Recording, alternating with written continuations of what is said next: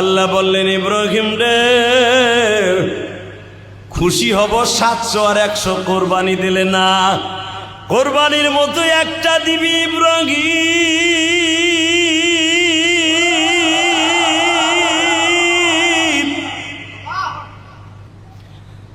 বাজান রে, আল্লাহর খেলা, ওয়াল্লাযীনা আমানু আশাদ্দু হুব্বান লিল্লাহ। আল্লাহর প্রেম কত কঠিন রে।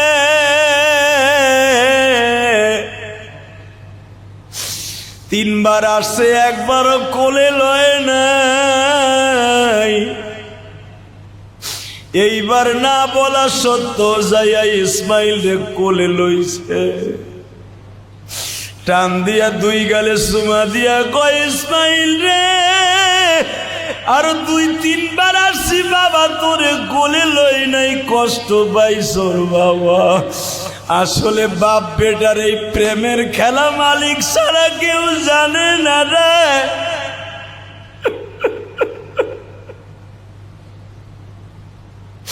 তোর কি মনে হয় আমি তোরে ইচ্ছা করিয়া তোর বড় মায়ের কথায় আমি তোরে কোলে লইলা না বাবা। তোরে কোলে নিয়ে আমার মাওলার নিষেধ আছে, কারণ আল্লাহ ভাবছে তোরে কোলে নিয়ে যদি আদর করতে যাইয়া মাওলার চাইতে বেশি ভালো তোরে বাইসে ফেলাই।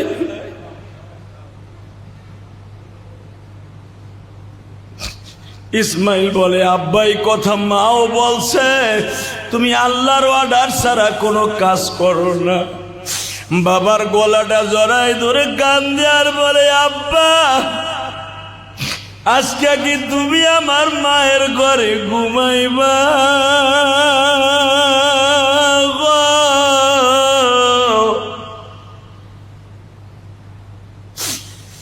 আল্লাহর খলিল ইব্রাহিম বললেন, আমি তোমাদের বাসায় 1 সপ্তাহ থাকবো। জোরে জোরে জোরে জোরে। 1 যুগ হয়ে গেল, তুমি একটা রাত, এমনকি 1টা ঘন্টাও তুমি আমাদের ঘরে পাও দিলে না। 1 সপ্তাহ থাকবা বাবা, এর চাইতে খুশি মনে হয় পৃথিবীতে কোনো সন্তান হতে পারে না। আব্বা, আমি বাজারে যাইতেছি তোমার লেগে মার্কেট করার লাগিয়া। এবার ইসমাইলকে ডাক দিয়া কয়, না বাবা, আমার একজন বন্ধু আছে, তোমারে লইয়া তাড়াতাড়ি তার বাড়িতে বেড়াইতে যাইতে বলছে। তোমার মা তোমারে কোনো নতুন জামা বানাই দিছিনি। এই যে মুহররমের চাঁদ গেছে, তোমার মা তোমারে কোনো জামা বানাই দিছিনি। হাজেরা দৌড় দিয়া কয়, আল্লাহর খলিল, আপনি দেন নাই তাতে কি হইছে? আমি ইসমাইলে 2 সেট জামা বানায় দিছি। আমি 2 সেট জামা বানায় দিছি।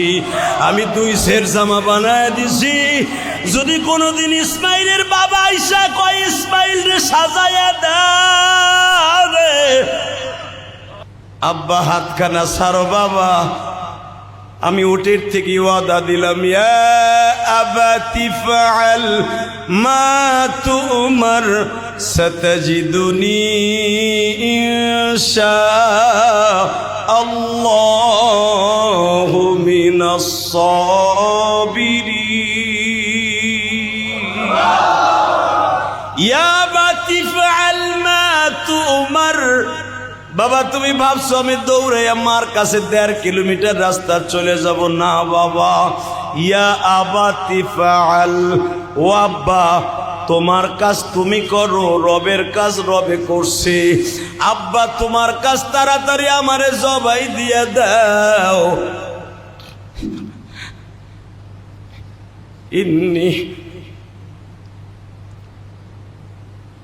ইয়া আবাতি ফাআল মা তুমার সাতাজিদুনি ইনশাআল্লাহু মিনাস সাবিরিন।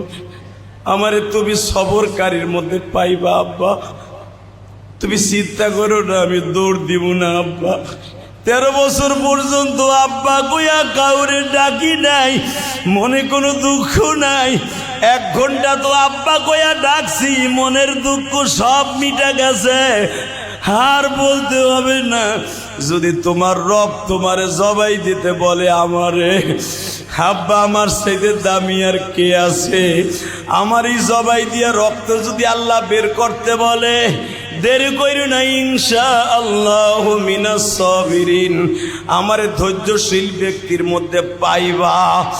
ইব্রাহিম চোখের বাড়ি ছেড়ে দিয়া কয়, ইসমাইল রে, এই জন্যই তো দোয়া করছি, রব্বি হাবলি মিনাস সালিহিন, দিলে একটা নেককার পোলা দিও, বদমাইশ পোলা দিও না। বদমাইশ পোলা 10টার দরকার নাই, নেককার পোলা একটাই যথেষ্ট। আল্লাহু আকবার, জোরে গাও।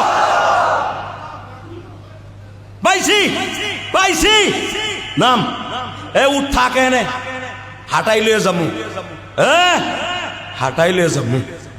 হাঁটতে হাঁটতে আপনারা জানেন 186 ফিট উঁচা পাহাড়টা, এখন তো ভাঙ্গিয়া লাইছে। 186 ফিট উঁচা। ইব্রাহিম আলাইহিস সালাম ইসমাইলকে কাঁধে করে উঠাইছে। আল্লাহু আকবার বলেন।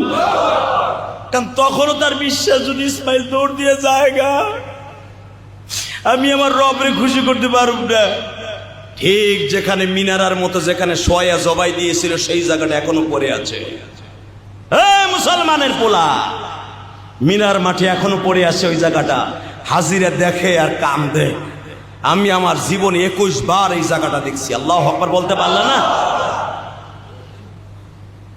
যতবার দেখছি চোখের পানি রাখতে পারি নাই, কারণ এইখানে আমার আব্বার সবচেয়ে প্রেমের মাঠ। এইটা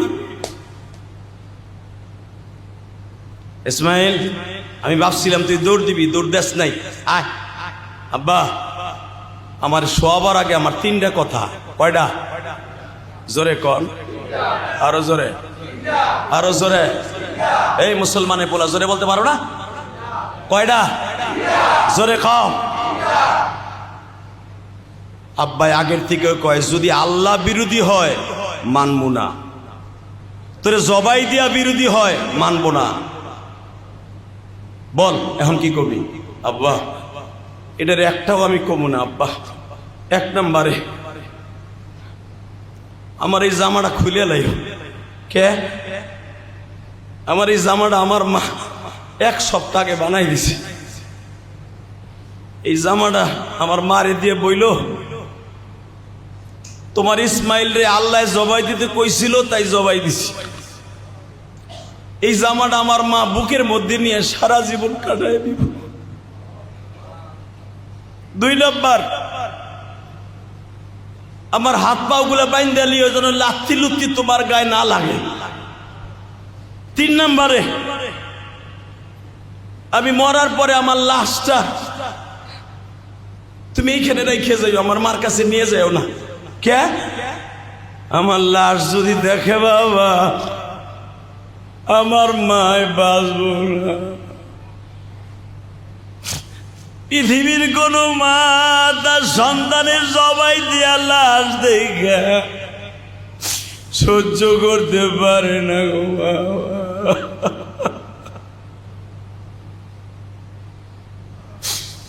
বাবা তুমি আমার এইখানে কবর দিয়া রাইখা যায়। আর একটা কথা আব্বা, আমি জমিনে শোয়ার আগে তোমার গলাটা ধরে 2 গালে 2টা চুমা দিতে চাই গো বাবা। বাবা এখন চোখের পানি ফেলাইয়া কাঁদবা।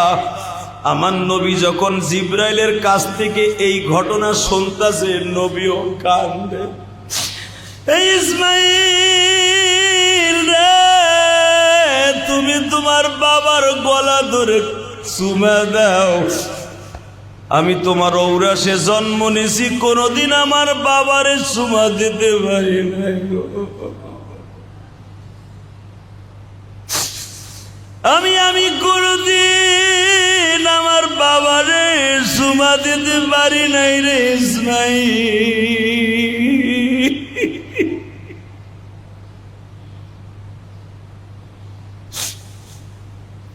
আল্লাহ যারা কান্দে মালিক, তাদের কোরবানি কবুল করে নিবা। এই যে আপনি যে গরুটা কিনে আনছেন, ছাগলটা দুম্বাটা কিনে আনছেন, এ বাজান তুমি দেখবা, যাইয়া দেখবা গরুটা গরুটা গোসল দেওয়ার আগেই গরুটা কান্দে, কারণ ওই গরু কালকেই বুঝে ফেলছে আমারে মালিক কবুল করে নিছে, আমি একটু পরেই ছুরির নিচে চলে যাব। কোটি কোটি গরু পৃথিবীতে আছে, সব গরু কোরবানির জন্য বাবা কবুল হয় নাই। এই জিঞ্জিরার হাটে, এই পোস্তগোলার হাটে, হাসনাবাদের হাটে বাজান রে, এই যে ইমামবাড়ির হাটে সব গরু আসে নাই বাবা। যেই গরুটা জান্নাতে যাবে ঠিক ওই গরুটাই কোরবানির হাটে আসছে। তুমি কিনে নিয়ে আসছো হালাল টাকা দিয়া, এই গরুটারে তোমারে লইয়া ডাইরেক্ট জান্নাতে চলিয়া যাবে নিজের হাতে। বলেন না, নিজের হাতে বান্দা তুমি বানায়া। আব্বা আব্বা আমারে জবাই দেন, আব্বা দেন দেন দেন। আপনারা জানেন পৃথিবীর সমস্ত ফেরেশতা আর একদিক ফিরে চাই রয়েছে, আল্লাহ এটা তোমার কি এর গোড়ার সিদ্ধান্ত? 13 বছর মধ্যে একটা জামাও কিনা দিল না, একটা সুবাও দিল না। পোলাই উল্টা ফিলে সুবা দিয়া কয় আব্বা আবার শুইছি, আমারে বান্ধো। বান্ধার পরে বুকের উপরে পা দিয়া শরীরে ঢুকাইয়া এখন ফ্যাস করে ঢুকাই দিবে। আল্লাহ তোমার পা ধরছি, এই কামটা কইরো না। জিব্রাইলকে আল্লাহ তোমার পাও ধরছি, দরকারে আমি জিব্রাইল সহ দুনিয়ার সব ফেরেশতা জবাই হবো, ইসমাইলের জবাই দিও না, ইসমাইলের জবাই দিও না। তার মা আসার সময় বলে দিছিল তোর আব্বার বন্ধু যদি কিছু খাইতে দেয় আমার লাগে 50% লইয়া আহিস, এই নি তোমার কাম। যখন ওর মাই কথা বলে তোর আব্বার বন্ধুর বাড়ি বেড়াইতে যাইতেছস, কিছু খাবার লইয়া আহিস আমার লাগে, পোলাডারে জবাই দিবে, এইটা মায় জানলে দিত না, তুমি জবাই দিও না। আল্লাহ বললেন চল, আমি যা জানি তোরা তা জানোস না। জোরে তাহলে বোঝা গেল গায়েব ফেরেশতারাও জানে না। লিল্লাহি তাকবীর, আল্লাহু আকবার, আল্লাহু আকবার, লা ইলাহা ইল্লাল্লাহু, আল্লাহু আকবার, আল্লাহু আকবার, লিল্লাহিল হামদ। আল্লাহু আকবার, আল্লাহু আকবার, লা ইলাহা। দাঁড়ায়, পৃথিবীর 20 নবী মরবে না,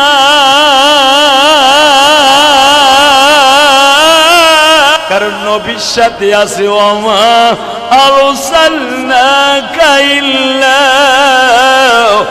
রাহমাতাল লিল আলামিন।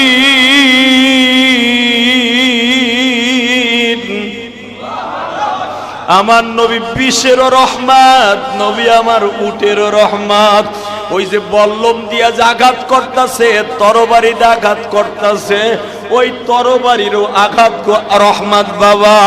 তা না হলে আমার বাবা ইব্রাহিম 2 ডালে ধারানো ছুরি দিয়া এই চামড়ার গলাকে বাবা 2 ভাবে কাটতেছে, পোষাইতেছে বাবা। পাথরে পোষ দেওয়ার সাথে পাথর 2 ভাগ হয়ে যায়, ইসমাইলের গলা কাটে না।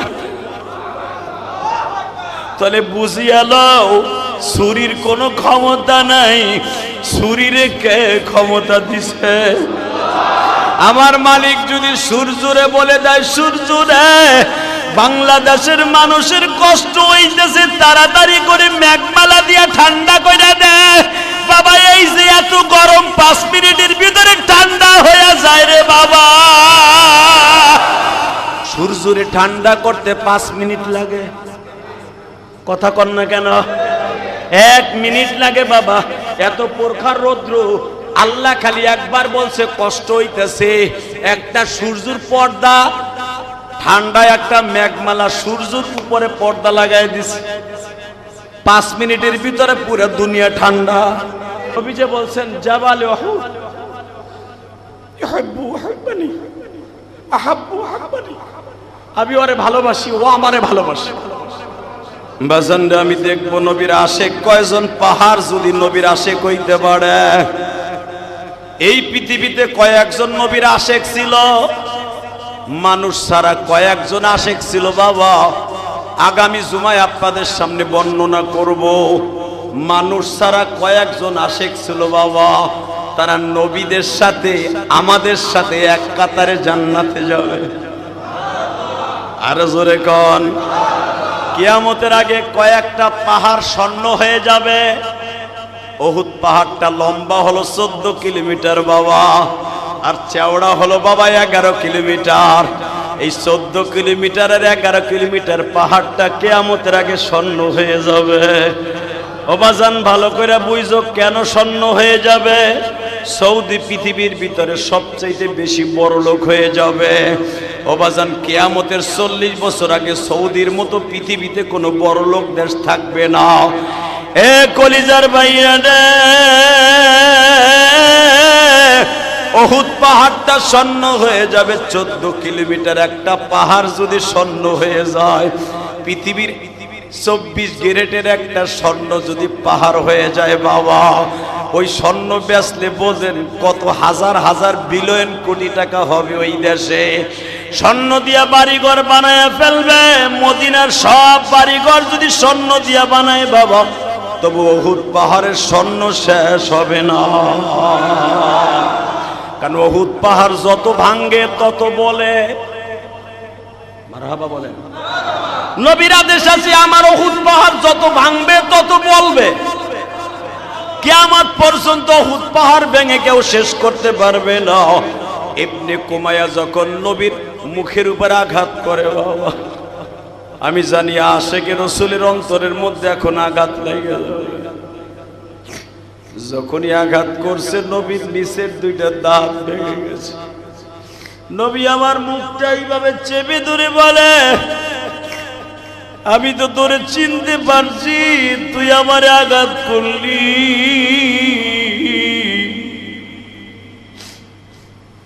কিন্তু আমি নবীও বলে গেলাম তুই দুনিয়ায় থাকবি। প্রথম আঘাতে নবীর দান মোবারক 2টা দাঁত শহীদ হয়ে যায় বাবা। পরের আঘাতে নবীর এই পর্যন্ত যারা মোটর সাইকেল চালান, নবীরও একটা হেলমেট ছিল বাবা। ওই হেলমেটের লোহার 2টা কড়া এইভাবে বাবা এইদিকে বাইর করা থাকতো। এমন ভাবে হেলমেটের উপরে বাড়ি দিছে, হেলমেটের কড়া 2টা নবীর এখান দিয়ে ঢুইকা। মানুষের মাথার সবচাইতে নরম জায়গা 3টা জায়গায়। 1 নম্বরে দেখবেন এই যে কানের এই পাশের এই জায়গাটা নরম বেশি বাবা, এটা সবচাইতে নরম জায়গা। কাউরে যদি কাবু করতে চান এইখানে একটা ঘুষি মাইরে দেখেন, ও 3 মিনিটের ভিতরে বেহুশ হয়ে যাবে। আমার নবীর এইখানে হেলমেটের 2টা লম্বা লম্বা প্রায় 1 হাত লম্বা 2টা কড়া লোহার রড এইখান দিয়ে ঢুইকা বাবা এইখান দিয়ে বের হয়ে গেছে। নবী আর মাথাটা তুলতে পারে নাই রে।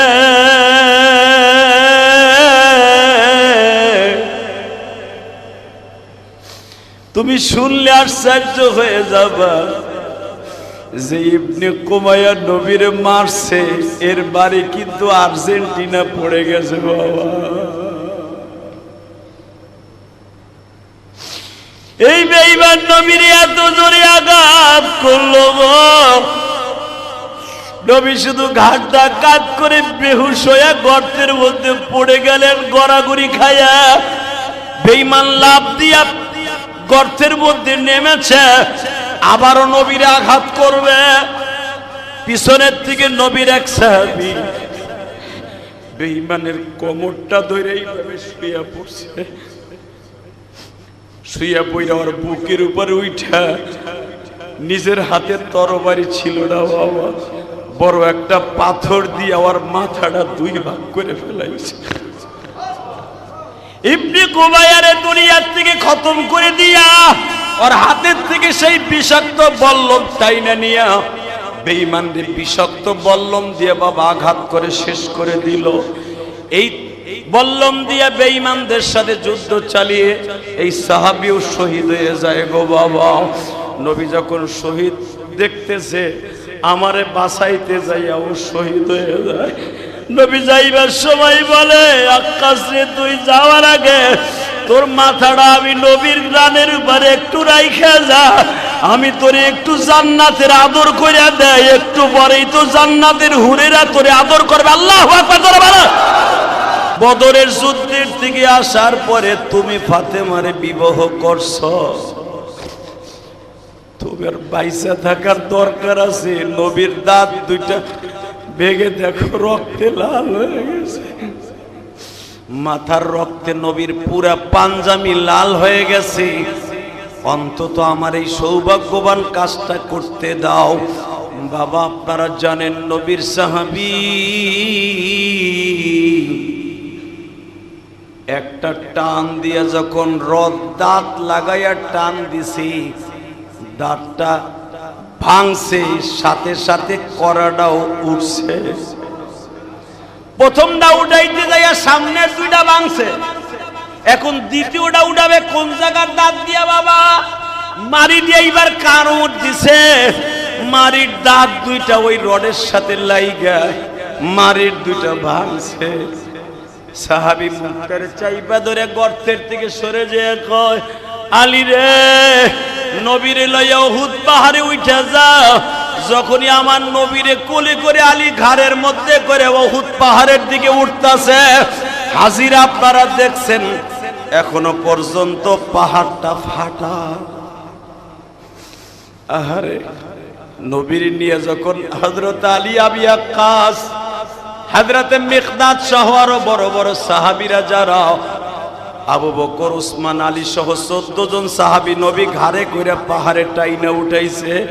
পাহাড়টা ফাটা ছিল না বাবা, ঘর করা ছিল না।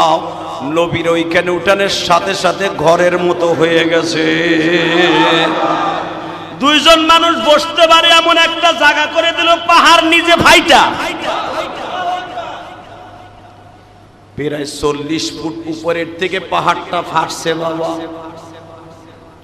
60 তলা উপরের থেকে পাহাড়টা ফাইটা ঘরের মতো করে দিয়ে আমার নবীরে বসতে দিছে। জায়গাটা এখনো পর্যন্ত উহুদ পাহাড়ে পড়ে আছে। উহুদ পাহাড় নবীর সাথে কথা কয়। নবী যে বলে, জাবালে উহুদ হাব্বু হাব্বানি, নবী বলেন আমি যে ভালোবাসি উহুদ রে। কেন ভালোবাসি জানো নি? এই উহুদ পাহাড় আমার কানে কানে কয়, নবী গো, আমি আপনার জন্য তুলার মতো নরম হয়ে গেলাম। নবী, যতদিন আপনি আমার কাছে থাকবেন গরমের কোনো আভাসও পাবেন না। এমনকি আমি আল্লাহর কুদরত দিয়া এমন মেডিসিন যুক্ত বাতাস দিব যেন তাড়াতাড়ি আপনার ঘাড়ের এবং দাঁতের পয়জন যত তাড়াতাড়ি আপনার রোগ ভালো হয়ে যায়।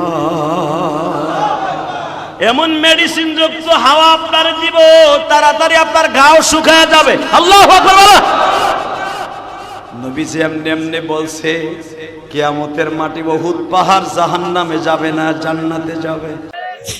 আমি ইলিয়াস মার হাতের খাবার খাই দেখা আমার আব্বা আমার মায়ের এমন মায়ের গুলা মারছে বাবা, আমার আব্বা এমন পিটাইছে আমারে ভাত দেয় দেখা। মা রাত্রে আসার পরে আমারে কই, ইলিয়াস রে, তুই আজকে মাদ্রাসায় যাওয়ার কথা ছিল, শনিবার গেলি না।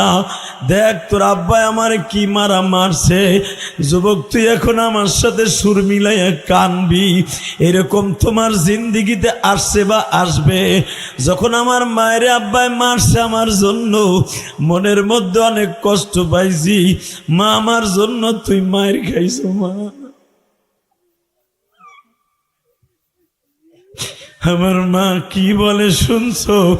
এখন তুই কানতে বলছি কেন জানোস? আমি ইলিয়াস রহমান জিহাদি সব ভুলে গেছি, এইটা ভুলি নাই। মা আমার ওই রাত্রে বুকের সাথে মাথা ঠেকায় বলে, ইলিয়াস রে, জোরে কথা কইস না, তোর আব্বা কিন্তু এই রাত্রে তোরে মারবে। তোর আব্বাও আমারে মারে, তুইও কথা শোনস না। আমি তোরে সাইরা এমন দেশে চইলা যাব ইলিয়াস, আর কোনদিন মায়েরে খুঁজা পাবি না।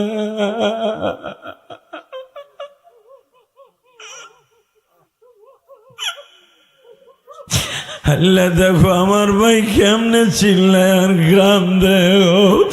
হয় আমার বরিশালের যুবক ভাইরা, আমার মা যখন বলল আর কোনোদিন আমারে খুঁজা পাবি না, মা মা কইয়া চিল্লাবি, মায়ের আর পাবি না, আমি জানতাম না আমার মায়ের এই কথাটা আমার মাওলা কবুল করে নিছে। বাবা, মা আমারে বুকি নিয়ে কান্দে, এইটাই আমার মার সাথে জীবনের শেষ কথা গো বাবা। মা আমারে বিছানায় দিয়া ঘুমায়া গেলাম, সকালবেলা বললাম মা আমি আর কোনোদিন মাদ্রাসা কামাই দিব না।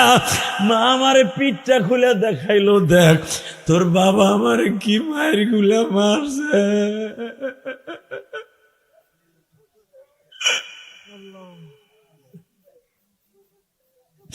আমার আব্বা এখনো পর্যন্ত এই কথা মনে করে আর কান্দে। ইলিয়াস, আমি কি জানতাম তোর মা আমার এইভাবে সাইরা চলে যাইব, তাইলে কি আর আমি তোর মায়ের মারত?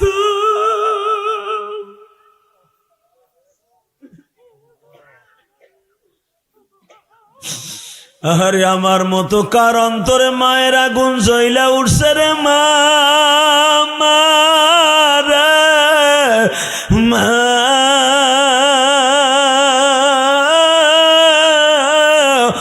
কলেজের বন্ধুরা, মাদ্রাসার বন্ধুরা রে, মার চোখের পানি ঝরাইস না, আমি ইলিয়াসের মতো সারা জীবন কানবি।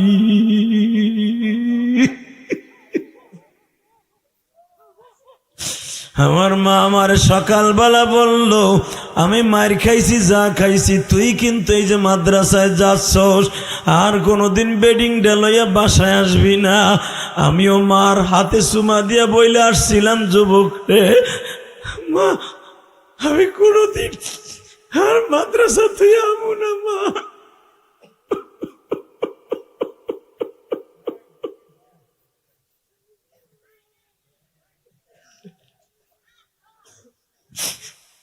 প্রতি মাসে মাসে বাড়িতে যাইতাম, 3 মাস হয়ে গেল বাড়িতে যাই না। মার সাথে কথা দিয়েছি। 3 মাস পরে আমি পরীক্ষার হলে পরীক্ষা দিতেছিলাম, 4টা পরীক্ষা হয়েছে। বেলা 11টার সময় আমার মসজিদে পরীক্ষা হইতেছিল, আমার মাদ্রাসায় 11টার সময় আমার মসজিদের ইমাম সাহেব যাইয়া মুহতামিমের কানে কানে কয়, হুজুর ইলিয়াসের মা নাই।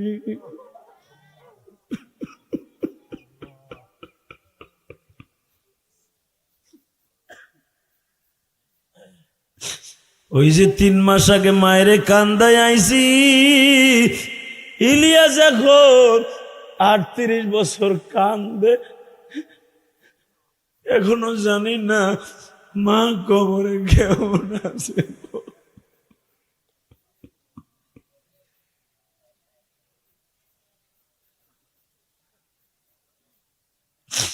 আমার বরিশালের কলিজার টুকরা যুবক ভাইরা, তোরা যারা দাঁড়ায় দাঁড়ায় কান্তাছোর, তোরা যারা বয়ে বয়ে কান্তাছোর, আমি জিহাদি বইলে গেলাম রে, দুনিয়ায় মায়ের কান্দাইস না, আমার মতো কান্দতে হইব।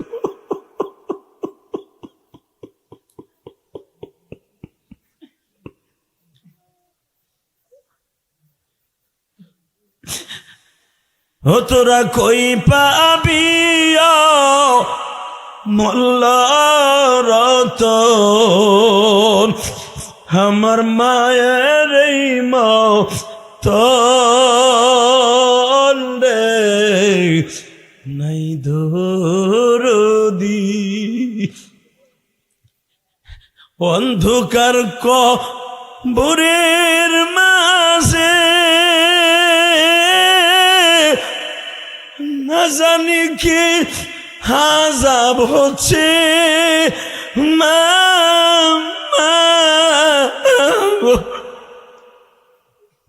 হোসে মাফ করে দাও দয়াল আল্লাহ, হোসে মাফ করে দাও দয়াল মাওলা, আমার দুঃখিনী মা হে রে নাই দরদি। তোমারে পাইবার লাগি আসছি সর্বনাশ,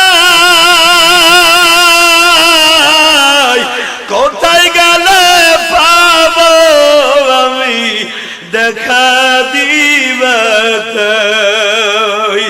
বাজান সরমনাই রে তোমরা পাগল কও ছাগল কও, এবার দেখবা পাগল গুলা কেমনে লাফালাফি আরম্ভ করে দেয় গো বাবা।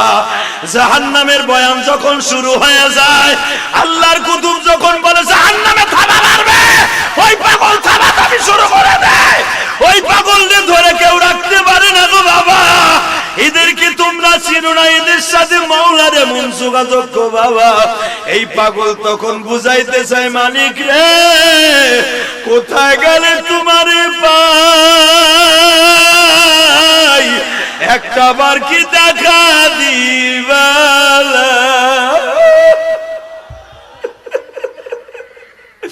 আল্লাহ তুমি দেখো কেমনে চিল্লায় আর কান্দে গো আল্লাহ। এরা তোমার পাগল, এরা তোমার নবীর পাগল আল্লাহ। পাগল গুলার কি দিয়া সান্ত্বনা দিবা আল্লাহ? জাহান্নামে যখন থাবা মাইরা দিবে,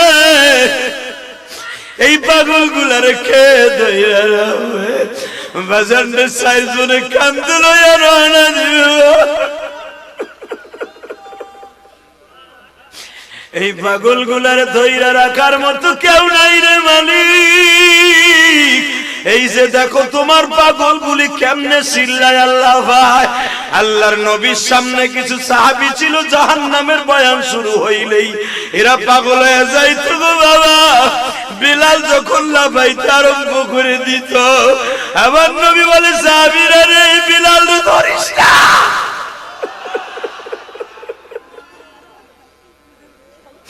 আল্লাহ তোমার পাগল গুলি তোমার আশায় কান্দে গো, জাহান্নামের ভয়ে কান্দে বাবা। এখন চিল্লাইয়া দেখাইয়া দিবা, আরে বাবা জাহান্নামের আগুনে যখন থাবা শুরু করে দিবে, আল্লাহ যখন বলবে খুজুহু ফাগুল্লু সুম্মাল জাহিমা সাল্লু, বেঈমান গুলারে ধইরা ফেলাও, বেঈমান গুলারে গোল ফুটবলের মতো গোল করে জাহান্নামে ফেলায় দে। ও বাজান পাগল গুলি এখন দেখবা কেমনে আমার মাওলারে পাগল। হে মালিক তুমি দেখো এই মোহনগঞ্জের জমিনে তোমার পাগল গুলি কান্দে, আল্লাহ এদেরকে জাহান্নামের আগুনে ফেলায় না।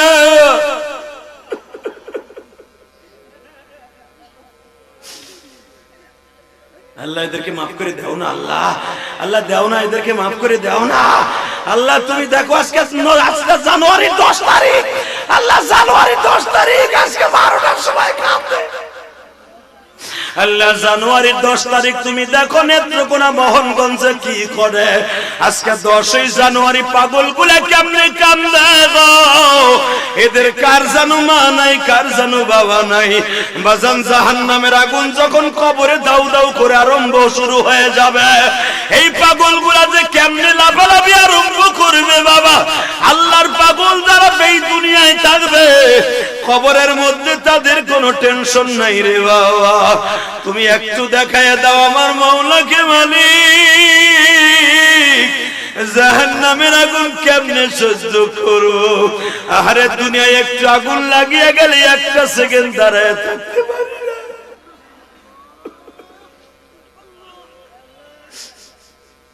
আল্লাহ দেও না এদেরকে মাফ কইরা, এখন আল্লাহুম্মা আমিন। আল্লাহ দেও না এদের মা বাবাকে মাফ কইরা।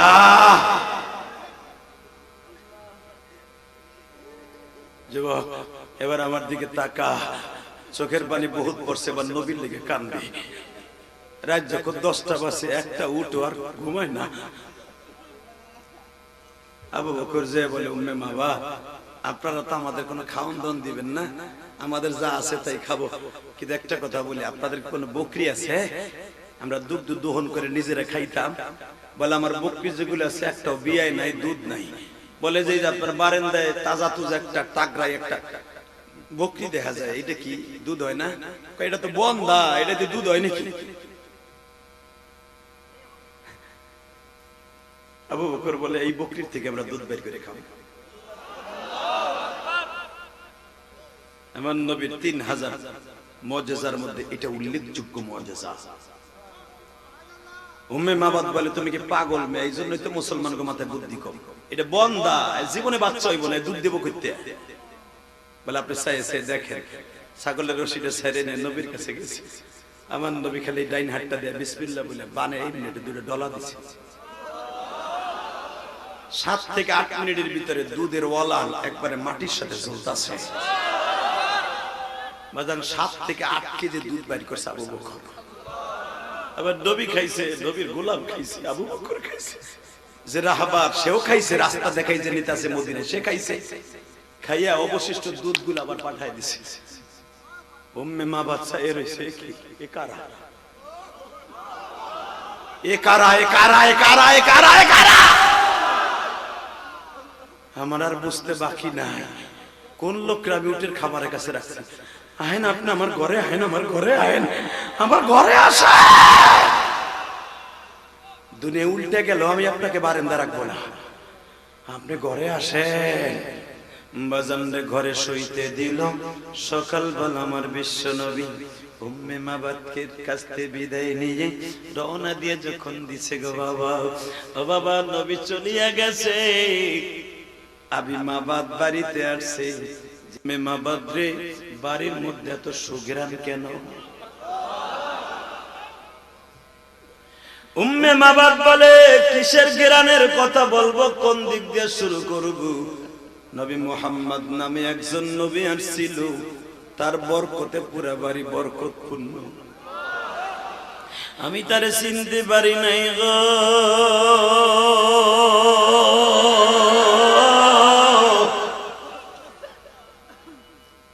আবি মাবাদ বলে আর দেরি করিস না, আমার পিছনে পিছনে আয়। স্বামী আর স্ত্রী দৌড়ায় গো বাবা। আবার নবীর আর তারা পাইল। এক রায় দাসে তারা মদিনা পর্যন্ত দৌড়ায় গেছে। মদিনায় যাইয়া কালেমা পড়ে মুসলমান হয়ে গেছে। আরো জোরে কর আল্লাহু আকবার, জোরে বলো। আল্লাহ এখন আছে না নাই? জোরে বলো আছে না নাই? এবার চিল্লাবার কানবা। আবার নবী এত বরকতপূর্ণ নবী। হে মুসা, আমার নবীকে একবার যারা দেখবে ইমানের হালাতে জাহান্নামের আগুন হারাম হয়ে যাবে। মুসা রে, হে মুসা, আমি রব্বে কারিম তোরে বলছি রে মুসা, তাড়াতাড়ি আমার নবীর পরে দুরূদ পড়। জোরে কর। মুসা কয় আল্লাহ, যদি তার এত দাম হয় তাহলে আমার নবুয়তির দরকার নাই, তার উম্মত বানাই দেন। কষ্ট হইতেছে। আর মাত্র 7 থেকে 8 মিনিট কথা বলবো। এই মাইকে আর কথা বলা যাবে না। আমার কথা শোনেন, আমার গলার দিক তাকাইতে হবে। এই মুসলমানের গলার দিকে তাকা নাই, জমিনের মালিক কে? শুধু এখন কানবা, আর কোন আওয়াজ হবে না। মুসা যখন বলছে আল্লাহ তার উম্মত বানাই দেন, আল্লাহ কয় যা, আমার নবীর উম্মত বানাই দিলাম তোরে। কিন্তু দুনিয়ায় তোর সাথে দেখা হবে না, মরার পর দেখা হইবে। আমার নবী মিরাজের রাত্রে যখন মুসা নবীর সাথে 6ষ্ঠ আসমানে দেখা, এদিকে তাকাও। এখন চিল্লাবার কানবা। 6ষ্ঠ আসমানে দেখা মুসা, ওই যেমন নবী আইছে। মুসা পয়গম্বর হাতটা বাড়ায় দিছে।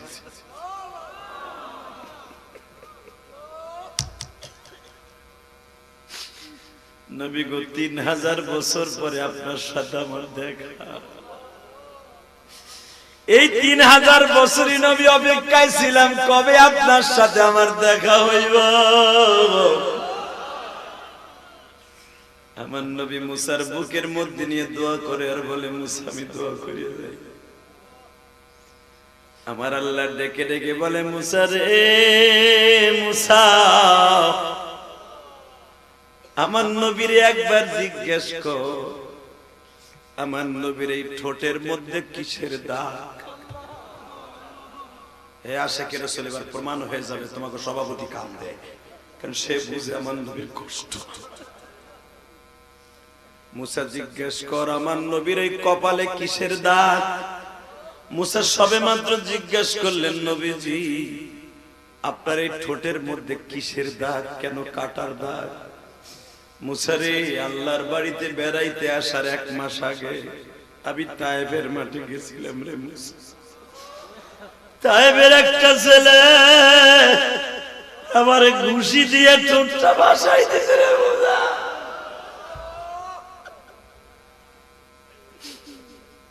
আর একটা যুবক পাথর দিয়ে বাড়ি দিয়ে আমার মাথাটা ফাটাই দিছিল মুসা।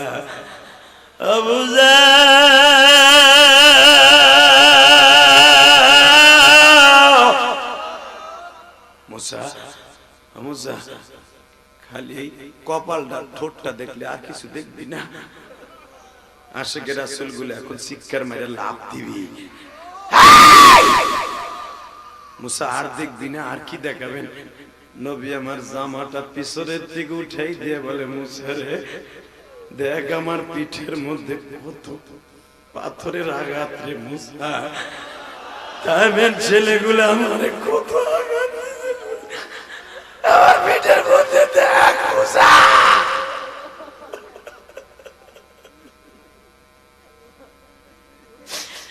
বাজার মুসা নবী দেখে 2 ঘাড়ের মাঝখানে এমন জোরে একটা কোপ দিছে রামদাও দিয়া, এখনো 2 ঘাড়ের মাঝখানের ঘাওয়ের দাগ শুকায় নাই গো বাবা।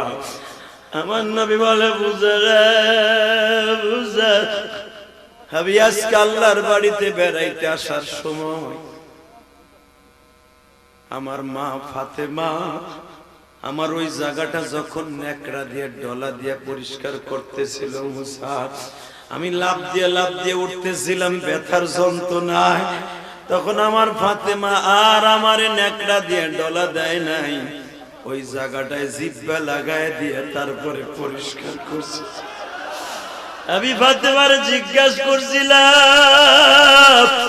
ও ফাতেমা তুই যে জিহ্বা লাগাইয়া জায়গাটা পরিষ্কার করলি তোর কি ঘৃণা লাগে না রে মা? ফাতেমা বলছিল আব্বা তোমার মেয়ে ফাতেমা তোমার জন্য জীবন দিতে পারে, জীবন দিতে পারে বাবা, জীবন দিতে পারে। যুবক ভাইরা আমি তোদের 2টা পাও ধরে বলে দিয়ে যাই, রাত 9:30 উঠছে, এখন রাত 11টা বাজে। স্বর্ণ দিয়া বাড়িঘর বানায় ফেলবে, মদিনার সব বাড়িঘর যদি স্বর্ণ দিয়া বানায় বাবা, তবু উহুদ পাহাড়ের স্বর্ণ শেষ হবে না। কারণ উহুদ পাহাড় যত ভাঙ্গে তত বলে। মারহাবা বলেন। নবীর আদেশ আছে আমার উহুদ পাহাড় যত ভাঙবে তত বলবে। কিয়ামত পর্যন্ত উহুদ পাহাড় ভেঙে কেউ শেষ করতে পারবে না। ইবনে কুমায়া যখন নবীর মুখের উপর আঘাত করে বাবা, আমি জানি আশিকে রাসূলের অন্তরের মধ্যে এখন আঘাত লেগে গেল। যখনই আঘাত করছে নবীর নিচের 2টা দাঁত ভেঙে গেছে। নবী আমার মুখটা এইভাবে চেপে ধরে বলে আমি তো তোরে চিনতে পারছি, তুই আমারে আঘাত করলি,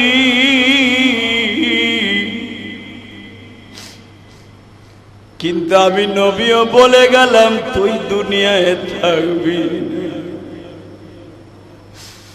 প্রথম আঘাতে নবীর দান মোবারক 2টা দাঁত শহীদ হয়ে যায় বাবা। পরের আঘাতে নবীর এই পর্যন্ত যারা মোটরসাইকেল চালান নবীরও একটা হেলমেট ছিল বাবা। ওই হেলমেটের লোহার 2টা কড়া এইভাবে বাবা এইদিকে বাইর করা থাকতো, এমন ভাবে হেলমেটের উপরে বাড়ি দিছে, হেলমেটের কড়া 2টা নবীর এখান দিয়ে ঢুইকা। মানুষের মাথার সবচাইতে নরম জায়গা 3টা জায়গায়, 1 নম্বরে দেখবেন এই যে কানের এই পাশের এই জায়গাটা নরম বেশি বাবা, এটা সবচাইতে নরম জায়গা। কাউরে যদি কাবু করতে চান এইখানে একটা ঘুষি মাইরে দেখেন, ও 3 মিনিটের ভিতরে বেহুশ হয়ে যাবে। আমার নবীর এইখানে হেলমেটের 2টা লম্বা লম্বা প্রায় 1 হাত লম্বা 2টা কড়া লোহার রড এইখান দিয়ে ডুইকে বাবা এইখান দিয়ে বের হয়ে গেছে। নবী আর মাথাটা তুলতে পারে নাই রে।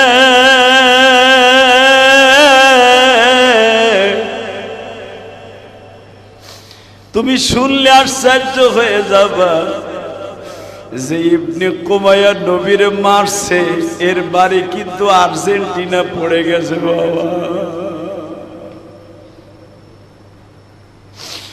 এই বেঈমান নবীর এত জোরে আঘাত করলো গো, নবী শুধু ঘাটটা কাট করে বেহুশ হয়ে গর্তের মধ্যে পড়ে গেলেন গড়াগড়ি খায়া। বেঈমান লাফ দিয়া গর্তের মধ্যে নেমেছে, আবারও নবীর আঘাত করবে। পিছনের থেকে নবীর এক সাহাবী বেঈমানের কোমরটা ধরে এইভাবে শুইয়া পড়ছে। শুইয়া পড়ে ওর বুকের উপরে উঠা, নিজের হাতে তরবারি ছিল না বাবা, বড় একটা পাথর দিয়ে আমার মাথাটা দুই ভাগ করে ফেলাইছে। ইবনে কুমাইয়ার দুনিয়ার থেকে খতম করে দিয়া ওর হাতের থেকে সেই বিষাক্ত বল্লম টাইনা নিয়া বেঈমানদের বিষাক্ত বল্লম দিয়ে বাবা আঘাত করে শেষ করে দিল। এই বল্লম দিয়ে বেঈমানদের সাথে যুদ্ধ চালিয়ে এই সাহাবীও শহীদ হয়ে যায় গো বাবা। নবী যখন শহীদ দেখতেছে, আমারে বাঁচাইতে যাইয়া ও শহীদ হয়ে যায়। নবী যাইবার সময় বলে, আকাশ রে তুই যাওয়ার আগে তোর মাথাটা আমি নবীর রানের উপরে একটু রাইখা যা, আমি তোরে একটু জান্নাতের আদর কইরা দেয়, একটু পরেই তো জান্নাতের হুরেরা তোরে আদর করবে। আল্লাহু আকবার জোরে বলো। বলে তুমি না আমি উঠাবো। আল্লাহু আকবার জোরে বলো। বদরের যুদ্ধের থেকে আসার পরে তুমি ফাতেমারে বিবাহ করছো, তোমার বাইসা থাকার দরকার আছে। নবীর দাঁত দুইটা ভেঙে দেখো রক্তে লাল হয়ে গেছে, মাথার রক্তে নবীর পুরা পাঞ্জামি লাল হয়ে গেছে। অন্তত আমার এই সৌভাগ্যবান কাজটা করতে দাও। বাবা আপনারা জানেন নবীর সাহাবী একটা টান দিয়ে যখন দাঁত লাগাইয়া টান দিছি, দাঁতটা ভাঙছে, সাথে সাথে কড়াটাও উঠছে। প্রথমটা উঠাইতে যাইয়া সামনের দুইটা ভাঙছে, এখন দ্বিতীয়টা উঠাবে কোন জায়গার দাঁত দিয়া বাবা? মারি দিয়ে এইবার কারণ দিছে, মারির দাঁত দুইটা ওই রডের সাথে লাইগা মারির দুইটা ভাঙছে। সাহাবী মুখটারে চাইপা ধরে গর্তের থেকে সরে যেয়ে কয়, আলী রে, নবীরে লইয়া উহুদ পাহাড়ে উঠে যাও। যখনই আমার নবীরে কোলে করে আলী ঘাড়ের মধ্যে করে উহুদ পাহাড়ের দিকে উঠতেছে, হাজির আপনারা দেখছেন এখনো পর্যন্ত পাহাড়টা ফাটা। আহারে, নবীর নিয়ে যখন হযরত আলী আবি আক্কাস, হযরতে মিকদাদ সহ আরো বড় বড় সাহাবীরা যারা, আবু বকর, উসমান, আলী সহ 14 জন সাহাবী নবী ঘাড়ে করে পাহাড়ে টাইনা উঠাইছে। পাহাড়টা ফাটা ছিল না বাবা, ঘর করা ছিল না। নবীর ওইখানে উঠানের সাথে সাথে ঘরের মতো হয়ে গেছে। দুইজন মানুষ বসতে পারে এমন একটা জায়গা করে দিল, পাহাড় নিজে ফাইটা। প্রায় 40 ফুট উপরের থেকে পাহাড়টা ফাটছে বাবা। 60 তলা উপরের থেকে পাহাড়টা ফাইটা ঘরের মতো করে দিয়ে আমার নবীরে বসতে দিছে। জায়গাটা এখনো পর্যন্ত উহুদ পাহাড়ে পড়ে আছে। উহুদ পাহাড় নবীর সাথে কথা কয়। নবী যে বলে, জাবালে উহুদ হাব্বু হাব্বানি, নবী বলেন আমি যে ভালোবাসি উহুদ রে। কেন ভালোবাসি জানো নি? এই উহুদ পাহাড় আমার কানে কানে কয়, নবী গো, আমি আপনার জন্য তুলার মতো নরম হয়ে গেলাম। নবী, যতদিন আপনি আমার কাছে থাকবেন গরমের কোনো আভাসও পাবেন না। এমনকি আমি আল্লাহর কুদরত দিয়া এমন মেডিসিন যুক্ত বাতাস দিব যেন তাড়াতাড়ি আপনার ঘাড়ের এবং দাঁতের প্রয়োজন যত তাড়াতাড়ি আপনার রোগ ভালো হয়ে যায়। এমন মেডিসিন যুক্ত হাওয়া আপনার দিব, তাড়াতাড়ি আপনার ঘাও শুকায় যাবে। আল্লাহু আকবার। নবীজি এমনি এমনি বলছে কিয়ামতের মাটি বহুত পাহাড় জাহান্নামে যাবে না, জান্নাতে যাবে। পাহাড়ের মধ্যে বাবা কয়েকটা পাহাড় জান্নাতে যাবে, তার ভিতরে উহুদ পাহাড় একটা। যেরকম মারহাবা। এই পাহাড়টা আমি নবীরে ভালোবাসি, আমার সিনে, আমি ওর সিনি। মারহাবা বলেন। হাদা ইউহিব্বু ইউহিব্বুনি, হাদা হাব্বা আহাব্বানি, উহিব্বু আহাব্বানি। নবী বলেন এই পাহাড়টায় আবারে চিড়ে আবারে ভালোবাসে। উহুদ পাহাড়কে বলে। নবী যতগুলা সফর করছেন, যেই দেশে যুদ্ধে গেছেন, উকি মেরা উহুদ পাহাড়টার এইভাবে দেখতে। যেখান থেকে উহুদ পাহাড়টা যেই পর্যন্ত দেখা যাইতো, ওই পর্যন্ত উহুদ পাহাড়ের দিকে তাকায় থাকতো। হাদিস আসছে কিতাবুল মাগাজি, নবী যত যুদ্ধে গেছে উহুদ পাহাড়ের দিক তাকায় রয়েছে, ঘাটটা কাজ করে করে এইভাবে তাকায় রয়েছে। এক সাহাবী জিজ্ঞেস করলেন, হুজুর এই পাহাড়ে এমন কি আছে? আপনি এত পাহাড় থাকতে, হাজার হাজার পাহাড় মদিনায়, লক্ষ লক্ষ পাহাড় মক্কা মদিনার মাঝখানে, লক্ষ লক্ষ পাহাড়, কোন পাহাড়টাকে আপনি এত ভালোবাসেন না, আপনি উহুদ পাহাড়টার এইভাবে ভালোবাসেন কেন? নবী বলে, হ্যাঁ দে জাবালে উহুদ উহিব্বুহু আহাব্বানি।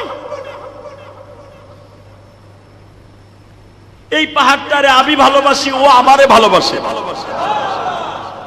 এক সাহাবী বলে, নবী কেন ভালোবাসেন? এইবার কাঁদবেন। আমার নবী বলে, কেন ভালোবাসি শুনবা। আমারে যখন ইবনে কুমাইয়া 1.5 হাত লম্বা একটা পিতলের বল্লম দিয়া, আষাঢ়িটা ছিল বাবা 7.5 হাত, রূপা দিয়া বানানো আষাঢ়ি। বল্লমটা হলো পিতল দিয়া বানানো, ইসওয়ালা দিয়া। ওই জামানায় এমন এমন বল্লম ছিল বাবা, খোসা লাগলো এখানে পছন্দ হতো। মানুষটা 3 মাসের মাথায় অথবা 1 মাসের মাথায় অথবা বাবা 10 দিনের মাথায় ওই পছন্দ ধরে ধরে লোকটা মারা যাইতো। সাপের বিষের মতো ওই বল্লমের মাথায় বিষ লাগায় দিত। নবীর 3 দিনের মাথায় মেরে ফেলাবার জন্য বিষাক্ত বল্লমের মাথায় বল্লমে বিষ দিয়া নবীর এইভাবে আঘাত করে। কিন্তু ইবনে কুমাইয়ার জানা ছিল না গো, পৃথিবীর বিষে নবী মরবে না।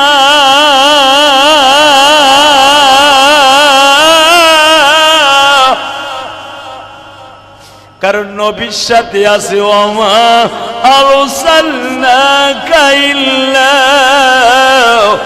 রাহমাতাল লিল আলামিন।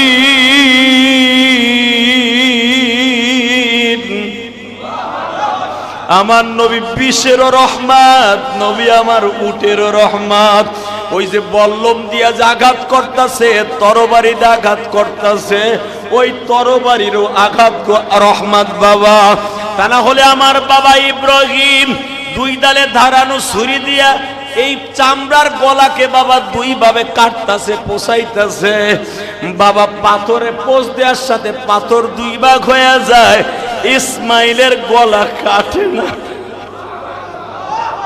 তাহলে বুঝিয়া লও ছুরির কোনো ক্ষমতা নাই, ছুরিরে কে ক্ষমতা দিছে? আমার মালিক যদি সূর্যরে বলে দেয়, সূর্যরে বাংলাদেশের মানুষের কষ্ট হইতেছে, তাড়াতাড়ি করে মেঘমালা দিয়া ঠান্ডা করে দেয় বাবা। এই যে এত গরম 5 মিনিটের ভিতরে ঠান্ডা হয়ে যায় রে বাবা।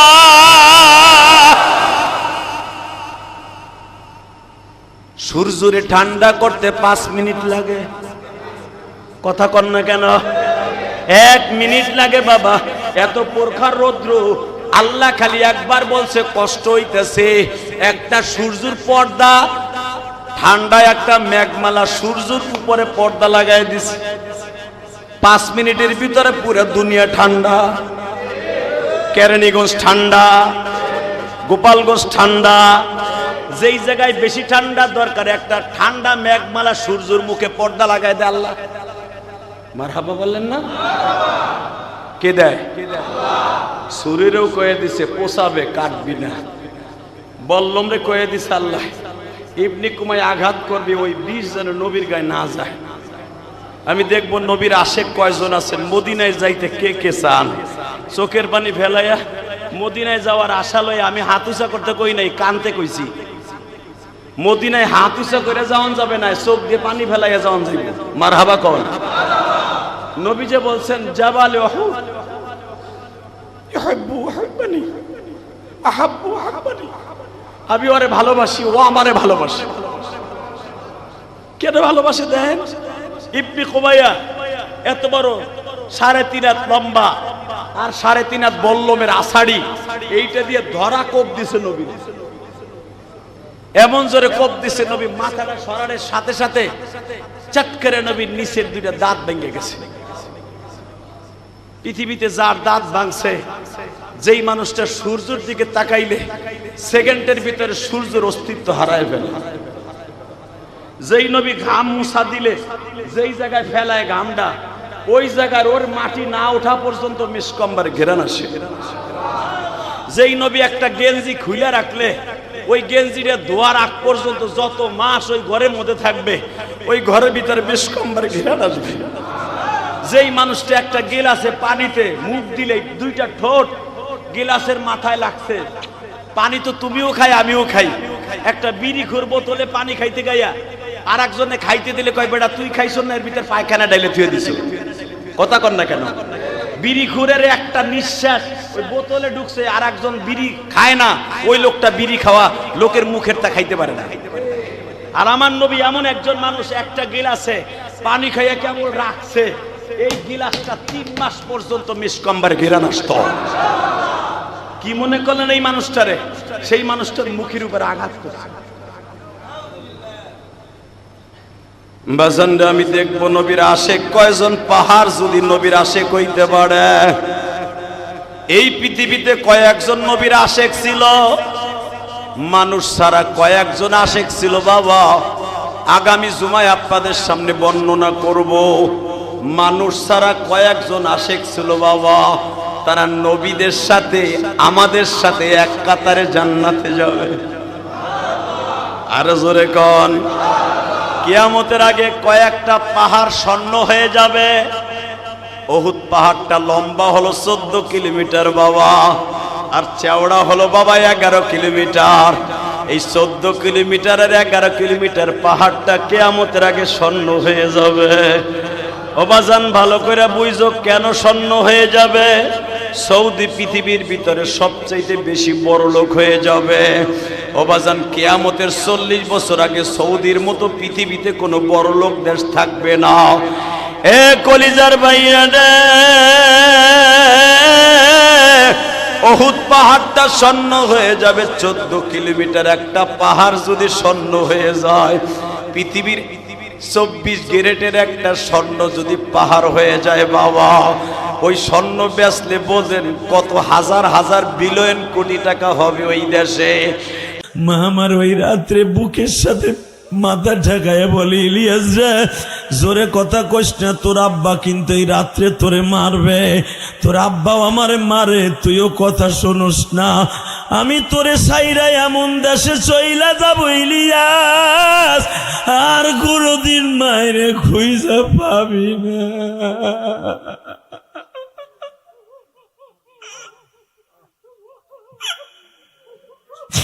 আল্লাহ দেখো আমার ভাই কেমনে চিল্লায় আর গ্রাম দেও।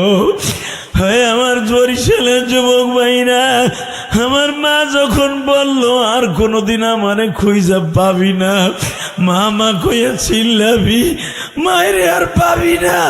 আমি জানতাম না আমার মায়ের এই কথাটা আমার মাওলা কবুল করে নিছে বাবা। মা আমারে বুকি নিয়ে কান্দে, এইটাই আমার মার সাথে জীবনের শেষ কথা গো বাবা। মা আমারে বিছানায় দিয়া ঘুমায়া গেলাম। সকালবেলা বললাম মা আমি আর কোনোদিন মাদ্রাসা কামাই দিব না। মা আমারে পিঠটা খুলে দেখাইলো, দেখ তোর বাবা আমারে কি মায়ের গুলা মারছে।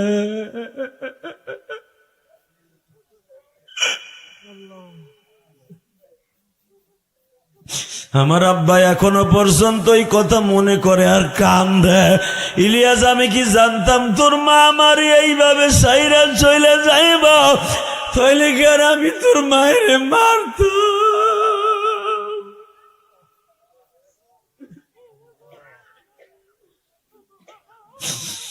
আরে আমার মতো কার অন্তরে মায়ের আগুন জ্বলা উঠছে রে মা, মা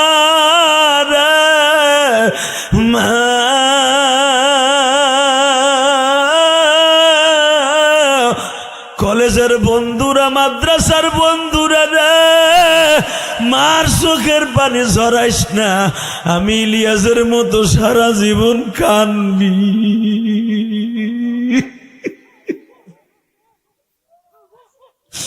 আমার মা আমার সকালবেলা বলল, আমি মার খাইছি যা খাইছি, তুই কিন্তু এই যে মাদ্রাসায় যাচ্ছস আর কোনোদিন বেডিং লইয়া বাসায় আসবি না।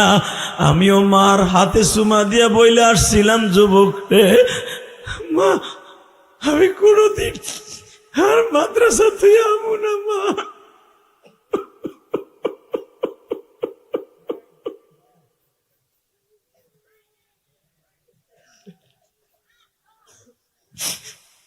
প্রতি মাসে মাসে বাড়িতে যাইতাম, 3 মাস হয়ে গেল বাড়িতে যাই না। মার সাথে কথা দিয়েছি।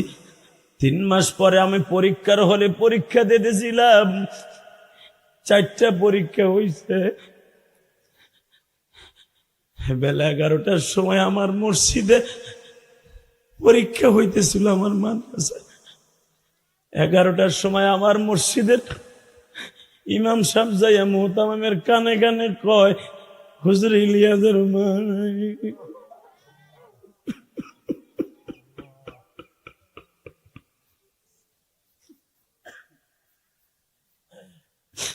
ওই যে 3 মাস আগে মায়েরে কান্দায় আইছি, ইলিয়াস এখন 38 বছর কান্দে, এখনো জানি না মা কবরে কেমন আছে।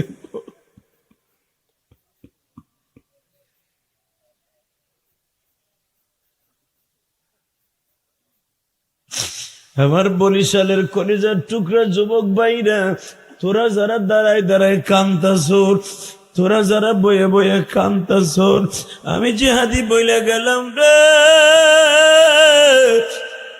দুনিয়ায় মায়ের কান্দাইস না, আমার মতো কান্দতে হইব।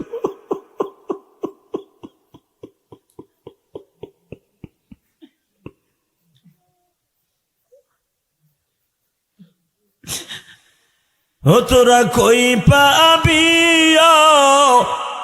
মোল্লার রতন, আমার মায়ের এই মতন রে নাই দরদি।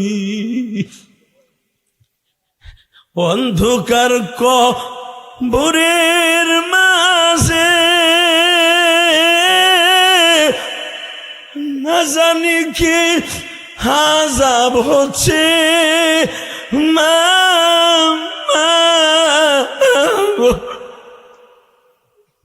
হোসে মাফ করে দাও দয়াল আল্লাহ, হোসে মাফ করে দাও দয়াল মাওলা, আমার দুঃখিনী মা হে নাই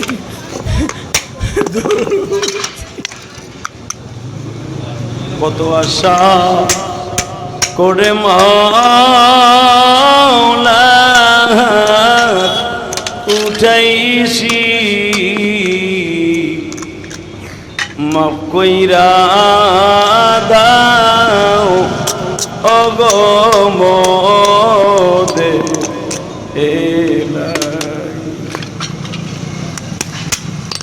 অহুদ পাহাড় জান্নাতে যাবে নবীর সঙ্গেতে,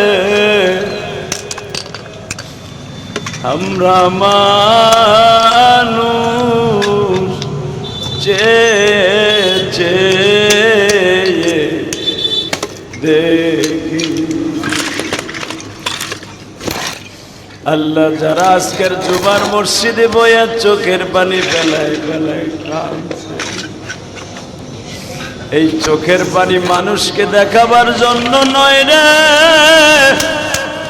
এই চোখের পানির দরদ পৃথিবীর কেউ দিতে পারবে না তুমি ছাড়া। আল্লাহ যারা আমার সাথে আমিন আমিন বলছে, কার জানো জনম দুঃখিনী মা, কোরবানির পশু কোরবানি দিছে, মারে এক টুকরা গোশ খাওয়াইতে পারে না গো মা। আগে কোরবানি দেওয়ার তৌফিক ছিল না, মা বাইচা ছিল গো,